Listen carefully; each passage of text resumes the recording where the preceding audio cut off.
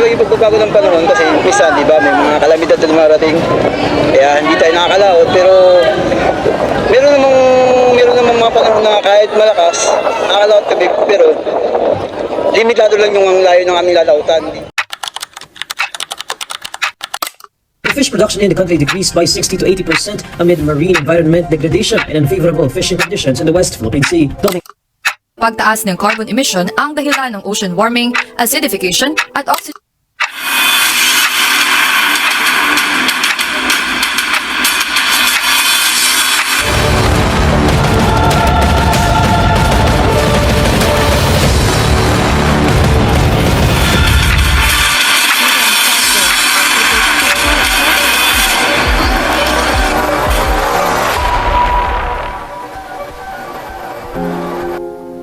Sa paglipas ng panahon, kasabay ang hampas ng mga alon, maraming Pilipino ang bumubulong, umaasang ang pamilya'y maiaahon. So, ano nga po ulit pangalan niyo? Julius Amor.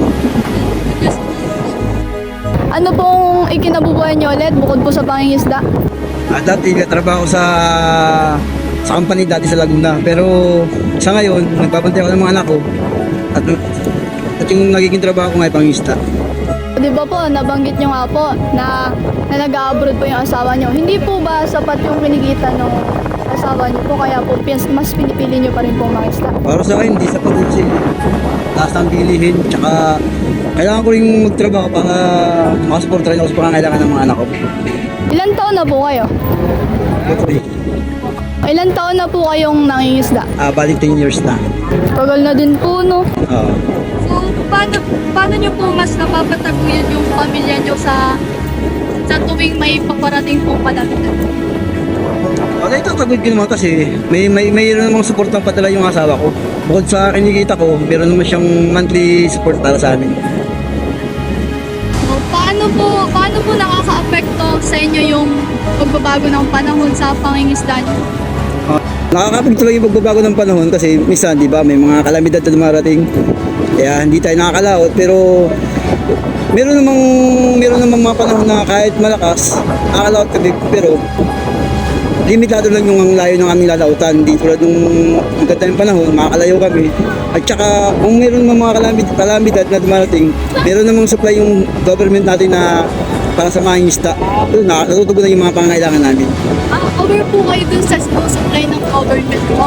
Oo naman, aware kami kasi kasali yung samahan namin sa gobyerno na na pag tuwing may darating na ayuda, nabibigyan naman kami mga isda. So, may mga araw po ba kayong naisip na tumigil na lang po sa pangingisda dahil nga po sa araw-araw na pagbagyo, pag-ulan, mga ganun po? Wala na siguro kasi yun na yung kinasanayan namin eh. Tsaka siguro may mga araw na naisip ko kasi minsan mahirap, minsan walang nahuhuli. Pero kailangan namin itong gawin kasi dito na kami nabubuhay. So, bukod po sa dalahigan, saan po kayo nagbabagsak ng produkto? Dito lang talaga, wala na kami ibang pagbabagsak ng produkto namin, kundi dito lang sa Dalahigan Fish Port. Nakakamagkano po kayong kita dito? Nakakamagkano kilo po kayo kada araw? Hindi naman kasi stable yung kita sa araw-araw. Minsan may malakas, minsan may mahina. Pero depende pa rin sa panahon ng isda. May mga panahon kasing maraming isda, may mga panahon naman na kakaunting isda. So, di ba po, kapag po ba na ulan, matumal po ba yung huli ninyo? Hindi naman siguro.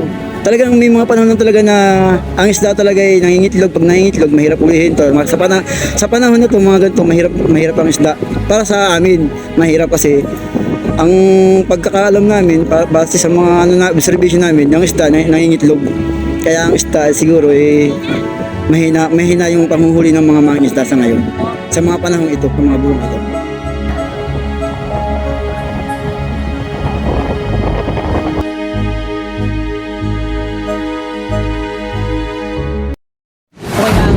Name nyo po or yung alias or Mario Sagundi. Mario po. Bali po ang alias nyo po, Mario na lang. Ang alias, ang tawag sa akin dito, Ayok. Mario nga, Ayok. Ang tawag ng mga kasamahan ko. Yun ang nakilala yung pangalan ko. Pero pangalan ko, Mario. Pero kanina po narinig ko pong tinawag kayo kapitan. Kapitan ang tawag sa akin. Minsan, dun sa tungkulin ko sa bangka, kapitan ang tawag sa akin. Kaya ako nga nagkakapitan dito. Kaya kapitan ang tawag sa akin. Pero ang tunay kong pangalan ay Mario. Okay. Ilang taon na silang nagbabagsak ng isda sa Dalahican po? Mula nung ako nandito, ako ano na dito. Sa 14 taon ako dito. 14 years na po kayo dito po. Ilang kilo po kaya nabebenta nyo araw-araw? Ayun na hindi natin kuha at depende po sa huli. Katulad yan, may huli. Ang huli namin, nasa 200 ganyan. No? Estimatin natin sa 30 kilos na lang isa. Kung ilang libong kilo yun.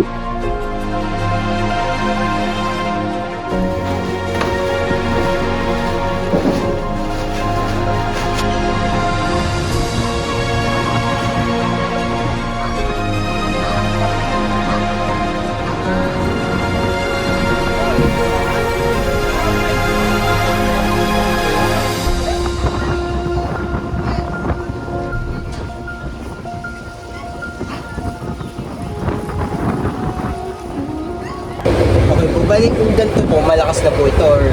Marami na yan. Pag makakahuli kami ng ganito, marami na yan sa amin. Kung anong kuminsan, may pagkatato na huli. Kuminsan, 15, 10, 20, ganyan. Kung minsan, mas marami pa dyan. Kung minsan, nakakahuli na 500 isang araw lang. Check na gano'n. Pero hindi Pwede po talaga madalang. Naubos po ba ang benta nyo or nabebenta lahat ng nahuhuli nyo? Binibiyahe sa Maynila po yan, sa Malayo po. parang sa Malabon, ganyan. Meron sa Cavite, meron sa... Kung minsan, dyan sa may Batangas. Sa Port ng Batangas, yung mga komisyon na ganito rin. Bentahan talaga ng isda. Kaya nauubos. Kahit libo, nauubos talaga. Okay, bali malakas po talaga po naibiyahe po. Binibiyahe. Hiwa-hiwala yun. Dito pala, marami nang mamimili dyan. Mga sasakyan, mga jeep, ganyan. Bumibili na ng 30 banyera, 20, ganyan. Kasi bibiyahe rin nila. Meron silang sariling dalahan. Mas meron din po kayo sarili. O yun, sa mismong malaking ano sa kuwan ng mismong bagsakan ng isda sa Malabon, kami nagdadala. Lahat ng isda ang galing sa Quezon, doon binabagsak din. At yung galing din dito, yung namimili dito, doon din binabagsak. Parang ganun. Eh, ito naman po, paano po kaya nakakatulong ang pangisda po sa inyo? Nakakatulong sa Sa inyo po pamumuhay po. abay. Ibig sabihin kung nakakatulong sa amin na tatrabaho dito. Siyempre, malaking bagay. Siyempre, doon kami makakakuha ng pang-araw. Diba, katulad sa sweldo. Sila nagpasweldo sa amin, yung manager namin. Yung may-ari nito.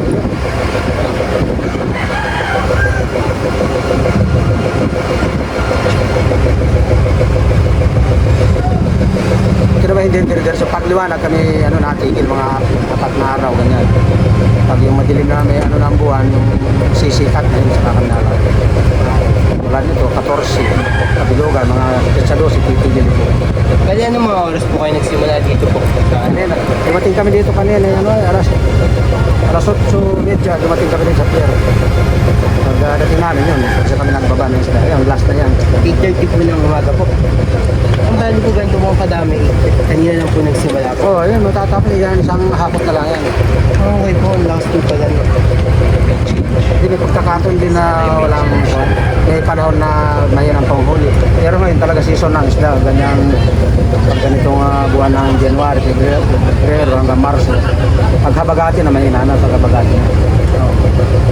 Ganito lang ang Eh, ito po kaya, bilang po mangisda po, nakaka-epekto po kaya po ang climate change po sa dami ng nahuhuli niyo. hindi naman siguro, gawa ng isda madaling Yung sabi, parang sa tao nangingi na naghanganak, parang gano'n. Ang inaano nila doon sa mga nagbabawal, maliit, bawal daw. Gano'n. Pero nga, meron naman iba, talagang may panghuli para sa maliliit. May lambat baga parang kulambo lang ang ginagamit. Pag yung isda parang gating-ting, panahuhuli na, ang tawag nila dulong. Hinuhuli nila yun. Oo. Doon sa mga bipar, pinagbabawal nila yun. Dahil pag ganitong pagkanabangan na pwede na. Ang pinagbabawal sa pagkalaw, yung magilid ang namin, yung fishing ground namin. Binigyan kami ng Yan, katulad ng mga maritime o gipar ng distansya mula sa tabi hanggang laot, mga 8 milya, layo hanggang Siam, layo na. Ibig sabihin, yung maliliit na isda, nanganganak doon sa pandang tabi, hindi na mo nahuli yun. Dahil po malayo na Oo, po gawan kayo. malayo na sa tabi. Kaya doon daw na mumuha isda. Ibig sabihin, doon nangingitlog sa mga paura. Pag malalaki na, ano na sa Kaya po laot. lumalayo po kayo para mga isda po na mas Gawa malaki. ng bawal nga, yun ang pinagbawal sa, sa gilid. Binigyan kami ng tamang distansya sa tabi ng mga isda. Pag may bagyo po ba? Dahil Tawag kami. sunod-sunod po yung Matawag kami bagyo. pag may bagyo. Coast Guard na nagtitigil sa amin pag may bagyo. Hindi kami makalaot pag titigil kami ng mga Coast Guard pag may signal na. I-report kami pag kami naalis dito. Pag isisit sa kung saan magandang sit kung lugar na taguan. Doon kami sa bito ko napasok sa ilog. Kumisan dito sa may pagbilaw, may pasukan kami dyan.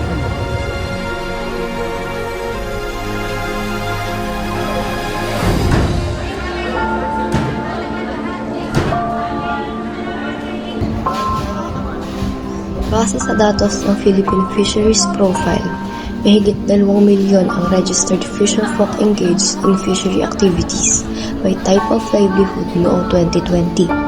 Isa sa pangunahing trabaho dito ay ang fish vending o ang pagtitinda ng isda.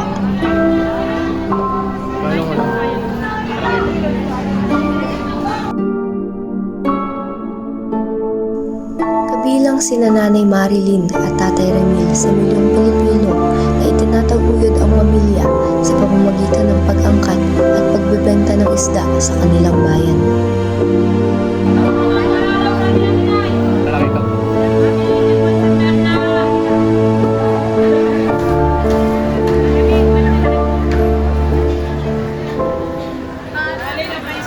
Marilyn Briones, 17 years na nagtitinda na isda dito sa Lucena Public Market. Ilang taon na po? 45. Paano po kayo nagsimula bilang fish vendor? Ano lang, dati ay ano lang, yung konti-konti lang. Hanggang sa nakapag-ano kami ng store, Bukod po sa isda, may tininda po ba kayo sa labas ng palengke bago po kayo mag-start magtinda dito? meron kung ano-ano. ano. Pero dito talaga kami focus. Sa dinami-rami po ng maaaring ibenta, bakit po napili niya yung isda? Ayun ang may pwesto kami. Paano po kayo namimili? Kung anong klase ng isda ang binibenta or bibilhin niyo po?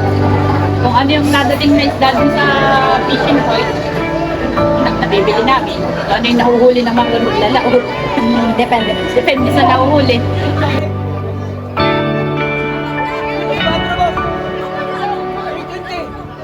Tulad lang po ba ng klase ng isda ang binibenta niyo? Hindi, iba-iba. Kung ano yung meron. Katulad po na, Bisugo, galunggong, talakito, kanuping, lapu-lapu, lahat. Pwede. Ate, ganda. Bili na po. Fresh food sa Dalahita. Bili na! Ilang kilo ka? po kayo nagpapataw ng presyo sa inyong mga paninda? Kunti lang, yung ano lang, 20 to 30 pesos per kilo. Ano po yung kataasang presyo na pinataw niyo po? Kasi 50 pesos. Kapag ano po? May mga panahon po ba na talagang matuba lang ang bentahan ng isda? Tuwing kailan po kaya yun? Depende sa mamimili, hindi namin na sasabi kung sakto yung anong araw ng patumalan eh. Minsan ay bigla na lang patating ng araw na matumal. Hindi namin sure kung bukas matumal, ngayon babili, gano'n. Ano po dumadagsa ang mga mamimili? Depende nga ni pag-araw ng swelduhan, mga 15-30, gano'n. Kunyari din po may mga pagpaskuhan po, Yan. gano'n. Mga may mga sobra-sweldo ko silang pera na Nakaka-apekto po ba yung pabago-bagong klima natin ngayon sa dagsa ng nakakat ng isda? Kasi pagka malakas ang hangin, ay di mo lang makulit. Hirap po ang paglaban.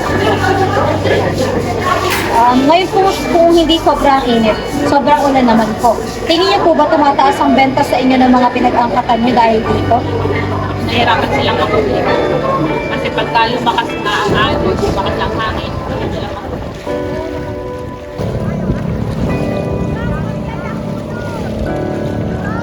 May mensahe po ba kayo sa mga opisyal natin para po sa mga kapwa niyong fish vendors at para sa inyo na rin po? Wala po kayong gustong hinging tulong po sa kanila? Yung ano lang, yung wag naman sanang masyado mataas ang renta namin. Sa renta. Okay lang. Wag lang, Salamat po. Po kayo nagsimula bilang fish vendor? Hindi, sumama na ako sa asawa ko. Dati, pa isa-isang timba. Ngayon, sa Bagay Bulante, tapos nakakuha ng pisto. Naranasan niyo na rin po ba magtinda dito po sa labas ng palengke? Ano pong produkto po kaya yun? Isda din, Isda. Bulante, tawagin. Yung illegal. Ano po, may mga panahon po ba na matumal ang bentahan ng isda? Meron panahon, may araw. Sa tuwing kailan po kaya yun? Sa umaga, pag minsan, matumal. Pero pagdating na, siguro nakapamili na sila ng kahapon. Ay, yung iba hindi na namili ngayon. Dahil ba ngayon, Sa tingin niyo po, nakaka-apekto po ba ang pabago-bago ng klima natin ngayon sa nagsanang nag-aangkat yung isda? oo, gawa ng, dahil bawa maulan, walang mahuli sa dagat, wala rin kami makuha. Kasi pagka mahal, wala isda, mahal. Hindi na kaya presyo. Sa tingin niyo po ba, tumataas po ang benta sa inyo ng mga pinag-aangkatan niyo ng isda dahil po sa maaraw or sa maulan? Oo, pagkakaunti huli nila, minamahal nila. At pagkakaunti isda, mahal ang kanilang bigay, hindi sila napayag. Kasi kakamti lugi. Magkano po yung pinapataw yung presyo? Kunwari po mahal po ang kanilang benta sa inyo. Ay, 50, gayon, pababa. Ano po yung pinakamababang pinapataw niyo pong presyo? 20. Pag may say tabla, punan pa. Pag walang-wala talaga nabili. Parang pamigay na. So, parang pinauubos na lang.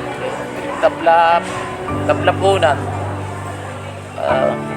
Ramdam na rin po ba yung pagbabago ng klima sa pagtitinda nyo? Oo, malamig eh. May ramdam kasi well nga, pag maulan yung ganito, mahangin, di wala nga nahuhuli. Nagiging struggle po ba to sa pang-araw-araw nyong gawain? Ayun, tulad nga sabi ko, walang nahuli, wala kami may tinda. Paano po kayo kumukuha ng isda? Ay kami kumukuha ng isda. Hindi kalabang kami, bagay bidding. Bubulong namin, para hindi alam ng kalabay, bubulong namin sa nagbibinta. Pataasan. Kung sinong mataas, di siya panalo.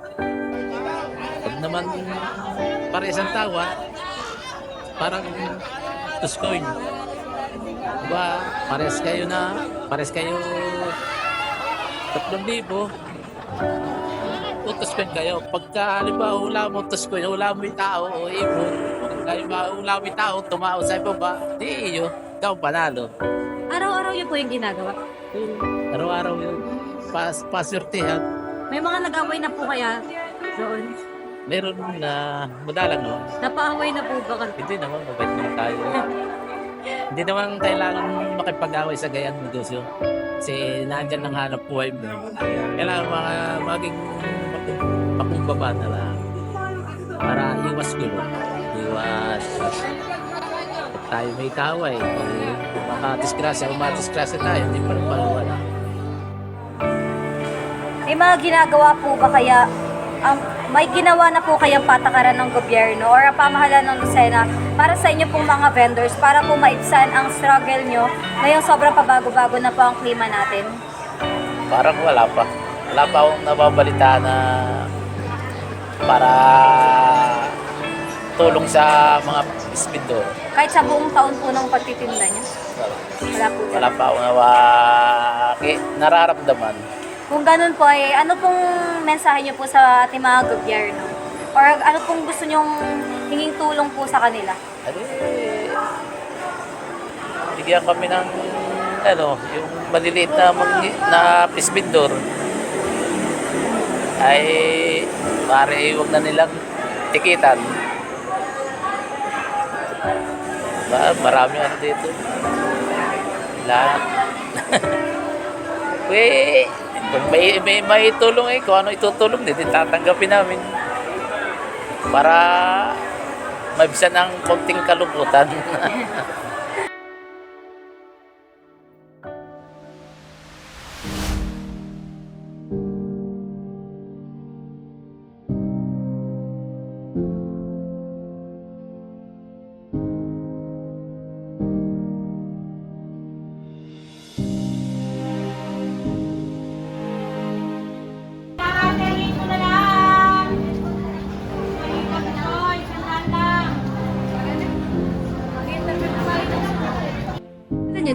Victoria Bien po. Ilang taon na po kayo dito namamalengke? Simula tagal-tagal na rin. Ano po, pansin niyo po, kapag po namimili po kayo ng isda, tuwing kailan po nataas yung presyo ng isda? Ayan depende yan sa panahon. Kung may panahon ng tag-ulan or panahon ng tagbagyo, depende sa panahon. Tuwing may bagyo po ba, ano po mga isda kadalasan yung nabibili dito sa palengke? Syempre, kung ano yung madalas nilang mahuli, mga bangus, kasi yun yung mga umaawa sa palaisdaan, tilapia. Yun ang mga sa panahon ng bagyuhan.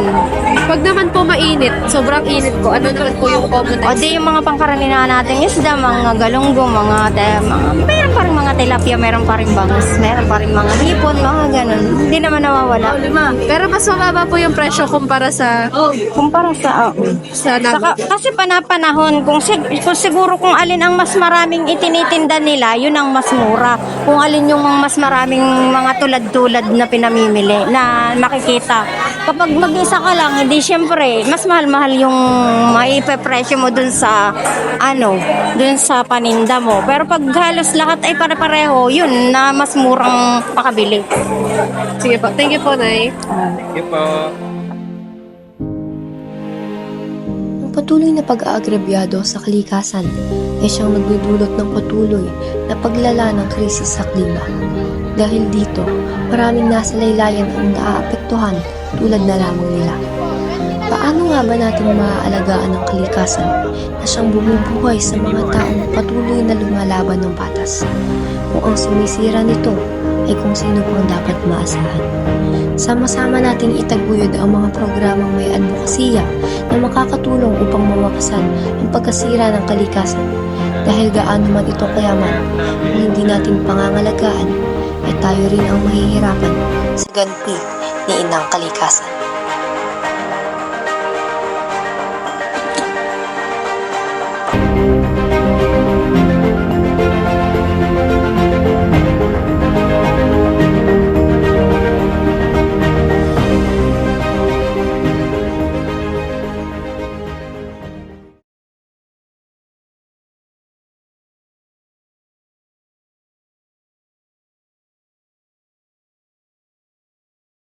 Ito BTS?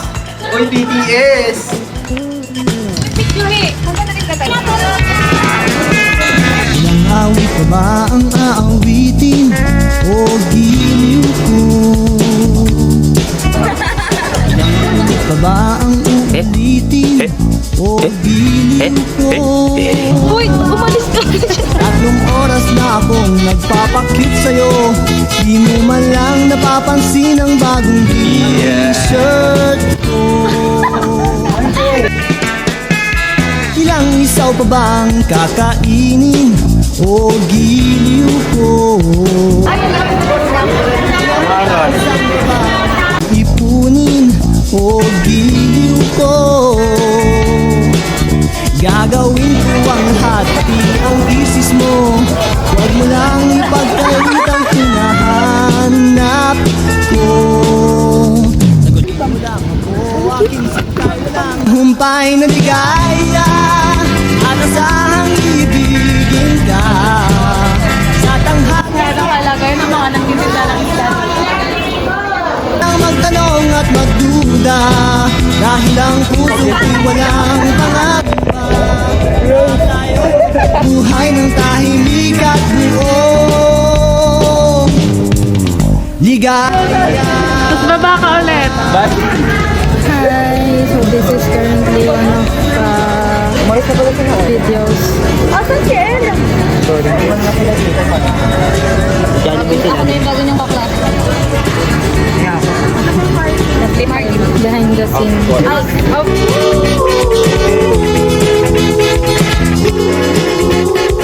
Ano po ito yung fresh po yan?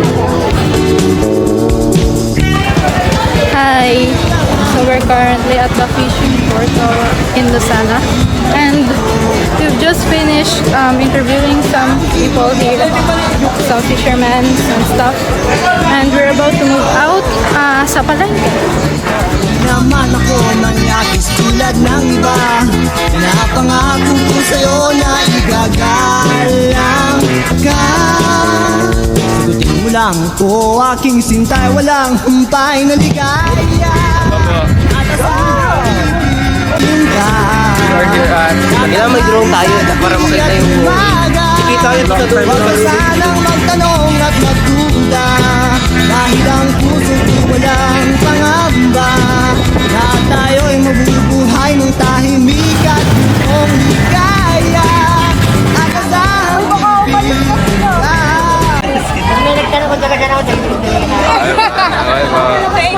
sanang magtanong at magduda, dahil ang puso ko walang pangamba. Lahat tayo'y mabubuhay